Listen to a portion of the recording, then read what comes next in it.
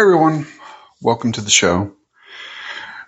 I wanted to talk about what's going on right now. I know that there's a lot of people that are probably scared and wondering if we're going to go to World War III and how all this impacts them with US's involvement with Iran now after we have bombed them, and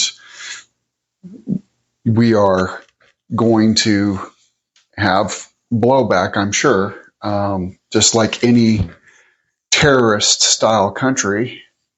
There will be blowback, and there's a lot of protests probably going on because, well, people honestly don't look at the whole picture. We get locked into things. Christians are just as bad as anybody else, but in this situation, we just have to understand some things. One is that we've got to stop playing the game. And that's really what today is about, is we need to realize that some of this is just way out of our control. A lot of people feel like, yeah, I voted, and that's great. But your control really stops at that. What our leaders do is what they do. We don't have any real control with that. Everything else is, we're depending on our leaders, our statesmen, and our president to do what's right. My observation on this, though, is that they did only attack military points, and same thing with Israel, from what I can tell, is that the targets were military asset targets versus civilians, and that's what I do see. Iran doing is attacking civilians as well as military. And that should be a telltale sign. This is from multiple news organizations, left and right, and religious for that matter, and from countries that are not in this at all, that are reporting on it. That's a good consensus that this is a true statement, and that's all I've got to go off of. Whenever you research this online or you watch what is being told, if you're getting a pretty rounded consent or census of that right and left wings are reporting the exact same information, then you tie overseas news agencies and then Christian news agencies, all of them are reporting the same thing. That's 4 different sources. If you want to look at MSNBC, if you want to look at Fox News, if you want to watch CBN, which is the Christian Broadcast Network, or if you want to watch Vonage out of Colombo, India. They're all reporting basically the same thing about the targets. And that shines a bigger picture. That shines the morality of each country. One is attacking targets that are military, and one is attacking everybody. So that's a good consensus. But here's the thing, is it's really out of our control. Not one of us has the control to make that decision of attack. We just simply don't have that power. We've all done the best that we can. That's Democratic and Republicans, Christians and non-Christians. We've all done the best we can within who we voted for to the best of our knowledge. And that's all you really can do. Protests are manipulatable. I said this a while back whenever the Antifa protests were going. And not only Antifa, but I believe it was the Proud Boys, which, if I'm not mistaken, they're more white supremacy in nature, which I didn't look that up. I'm just That's what I'm thinking. But the point being is that you have more white national and then you have black nationals. Both are patriotic, but they're two distinctly different approaches, and all of them got violent. And then these Palestinian protests in California, they got violent too. And here's the thing, that's by design. You have probably somebody that is from an opposing side pretending to be with that group, and they're riling everybody up and causing this. So protests aren't really that good. Our organizations have found a way to weaponize them for for the opposing group has found a way to weaponize them for their cause. So that's not really doing any good anymore. We have to, whether you like it or not, have to lean on your leaders and go from there. But I keep circling back to us. It's ultimately out of our control. Every time that we as a people, even we as Christians, we try to get in there and influence things, it gets corrupted and turns into something that it was never intended to turn into. So we've got to realize that on a world stage, this is some kind of weird game that all the leaders like to play with each other. I've seen a really interesting, it's Woodward TV. I love that guy. But he made a statement in a podcast I was watching, YouTube short that he was doing, and every president has done some kind of a bombing in their term. Every president. I never really thought of that. So that's kind of crazy. So, ultimately, the heart of most people is they don't want to do good. They don't want to do bad. Most people just want to live their life. They want to have opportunity. They want to do the best they can. And most people don't really thrive on a bunch of chaos. Most people just don't want it. There is a few people that do. We see that in our country today. There's a few people that just want to do things to create stupidity. The me people, you know who they are. There's always that one person that's going to take offense to everything. They're the Karens of the world. They just thrive on gossip and chaos, but that's not really the larger portion of society. So we have to stop playing the game. We have to stop, watching the media on our terms and watch it on their terms, which means get more than one news source. I see so many people that quote left-wing propaganda, and it's not even true. Some is, but some's not. And some on the right-wing media is true, and some is not. And we have to really watch both sides of it, because it is designed to keep us divided. As a people, we are easier to control if we're divided. And we've got to watch out for that. We've got to watch out that the narrative has been controlled. That's number one about this, is the narrative is controlled. The news media is controlled. And a good example of this was a movie with Robin Williams called Good Morning Vietnam. If you watch that closely, he could only say certain things. He was edited. And that's what the media is. It's edited information. It's sound bites. It is something to keep you tuning in. Remember, the media groups base ratings. So they've just turned news into one big reality TV show.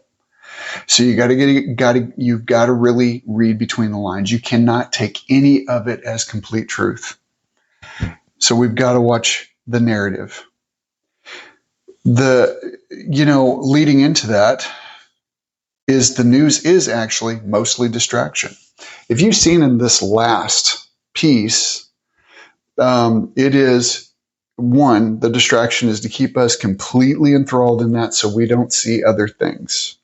And if you look at the grander picture of things, the news will lead us away from what's really going on by sleight of hand. It will push us to one thing.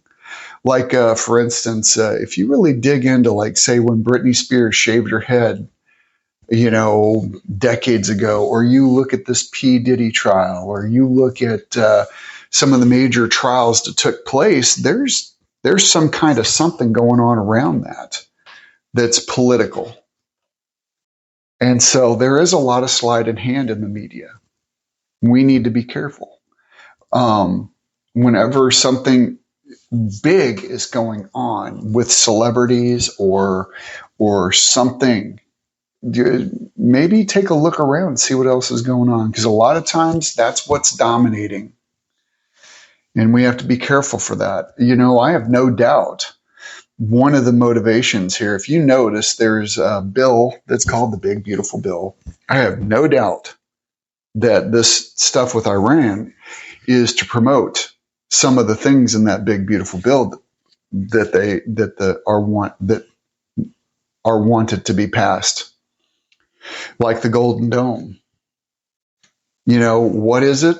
We have huge missile threats all around us, and that's what the Golden Dome is. It's basically what Israel has. Israel has the Iron Dome. We would have the Golden Dome.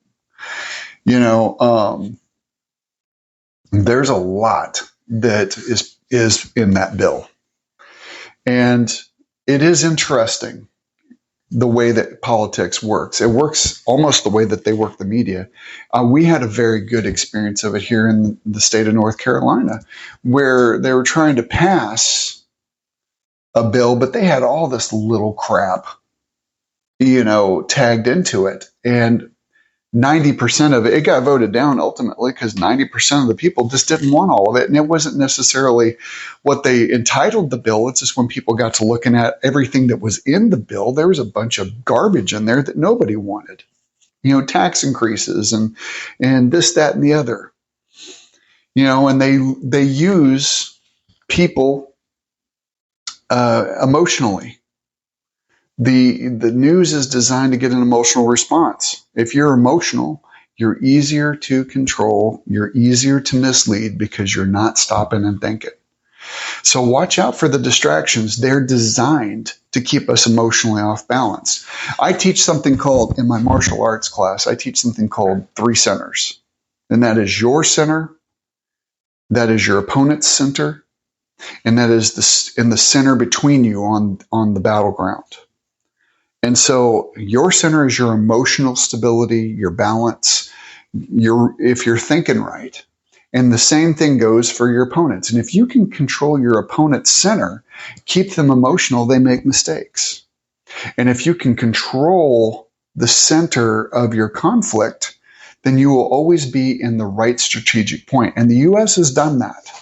They have, on a global scale, just look at wherever we have a U.S. base, wherever we have an ally, is to control somebody who is against the United States.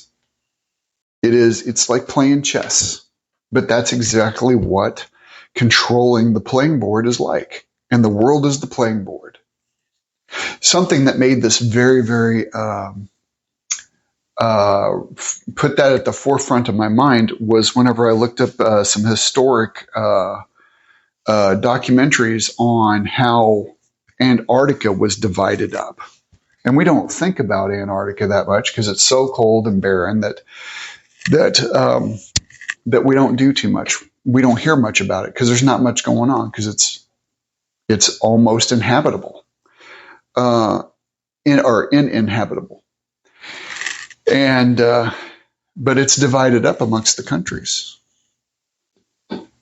in the event that it could ever become useful.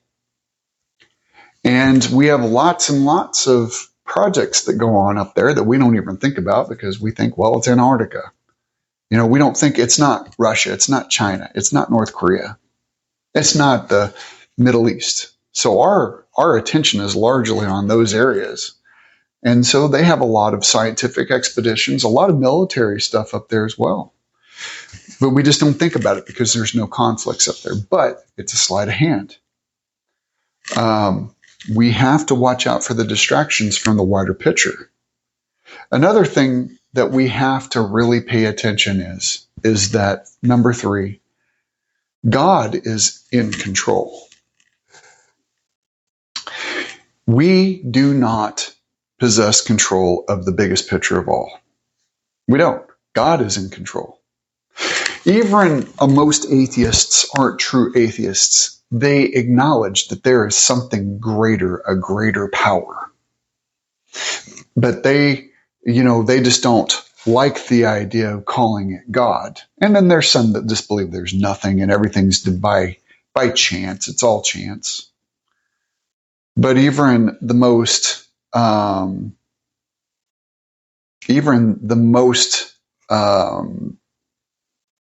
skeptical people have to realize or feel that there's something more out there.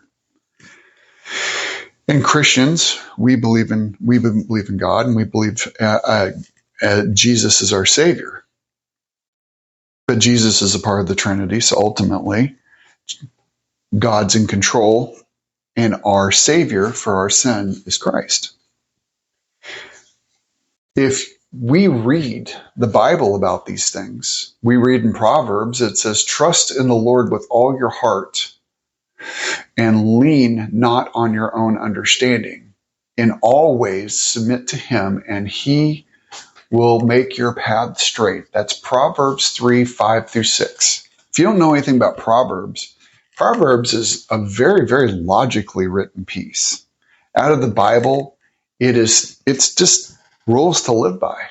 It was written by Solomon, the son of King David, who was at the time considered the wisest man on the planet, which he asked God to make him wise.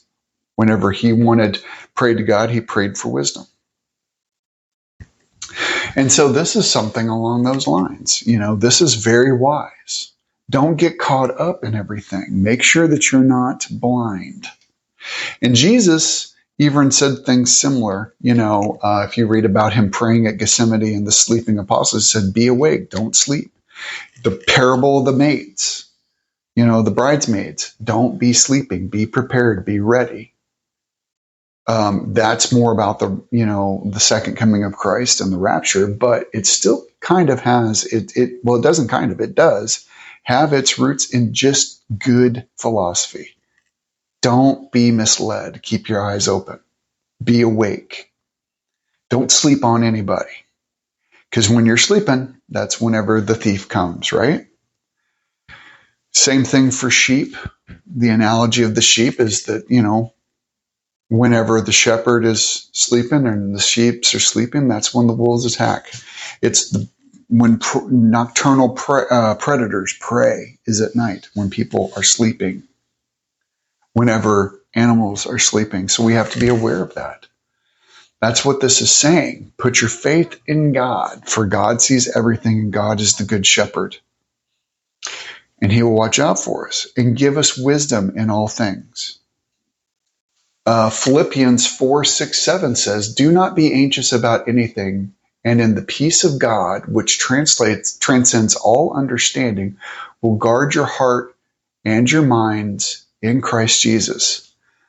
Well, this means that once again, it comes back to trusting God. But peace is something you make. The enemy tries to take our peace. We be happy with what you have. Trust that God's going to lead you in the right ways in your day, in your life. But go to God first. That's what's saying. Trust in God means go to God with it. Pray about it. Matthew 11:8 says, "Come to me, all who are weary and burdened, and I will give you rest. For my yoke is easy and my burden is light." Once again, this is to say, and take everything. This is being quoted by Christ. This is saying, take everything to Jesus. And Psalms 46:10, "Be still and know that I am God." There again, a lot of people will get mad at the term meditation, but that's exactly what prayer is it's a form of meditation. We are meditating on the Word. We are thinking about God and trying to listen. That means being still. So a lot of people say, oh, if you empty your mind, then that's when the demons come. Well, right here, it's telling you to be still and listen. This way, it will emphasize peace, clarity, and divine guidance to help us make better decisions. It's always good to sit there and take a beat and don't make a knee-jerk reaction, because usually it's the wrong one. These things have health benefits. Your hormones are more regulated. You get better rest. You get better. You have enhanced resilience in hardships. This overall makes us resilient. And I'll tell you something. Haven't you noticed in today's day and age, a lot of people, man, they're just like a walking nerve. Haven't you ever met that person that's just ready to jump at any point in time? They want to fight. They want to get mad. They want to yell at you. They don't want anything good for anybody. They're just miserable. Well, whenever you don't give it up, whenever you don't give up this need to control everything, that's what happens. And that's where God comes in. When you give control up, you're giving it up to the divine. Because God is omnipresent. God can make better decisions in this. I recently came across something where I was mad.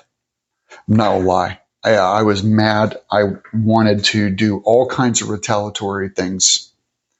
I was very upset. I was very hurt, and this was just a next level thing. This is those things that deal with the most and dear to you, where somebody was hurting somebody else. It wasn't being done to you. It was being done to somebody you love. And I wasn't in a good way, but God reeled me in. I took a beat. And I realized something. Being that God is omnipresent, God is the best judge.